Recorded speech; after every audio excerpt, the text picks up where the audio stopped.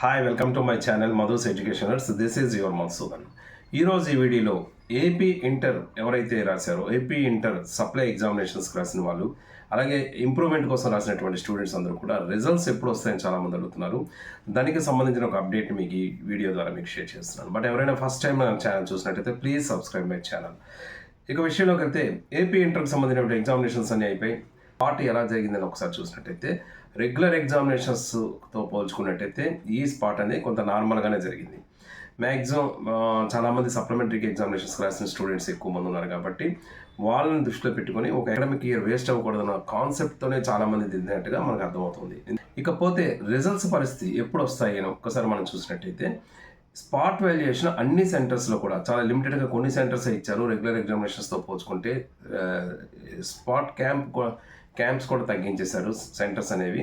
So ఈ centres అన్నింటిలో కూడా రేపు జూన్ 2 టోటల్గా స్టేట్ మొత్తం మీద ఉన్నటువంటి సెంటర్స్ అన్ని క్యాంప్ సెంటర్స్ అన్ని కూడా క్లోజ్ చేయమని ఇన్స్ట్రక్షన్స్ వాళ్ళకి ఇవ్వడం జరిగింది.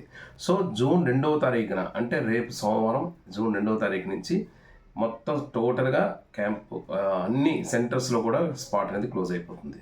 సో 2 తర్వాత ఇక రిజల్ట్స్ అనేది ఎప్పుడు వస్తాయని చూస్తే అక్కడి నుంచి ఒక 4-5 డేస్ వరకు పట్టచ్చు. సో ఫస్ట్ వీక్లో అంటే జూన్ 2 స్పాట్ క్యాంప్ క్లోజ్ అయిపోతుంది కాబట్టి అక్కడి నుంచి ఒక 4-5 డేస్ రిమైనింగ్ ఫినిషింగ్ వర్క్ చేసుకొని మనకి రిజల్ట్స్ అనేవి ఫస్ట్ వీక్ ఎండింగ్లో కానీ సెకండ్ వీక్ స్టార్టింగ్లో కానీ వచ్చే అవకాశం అయితే ఎక్కువగా ఉంటుంది.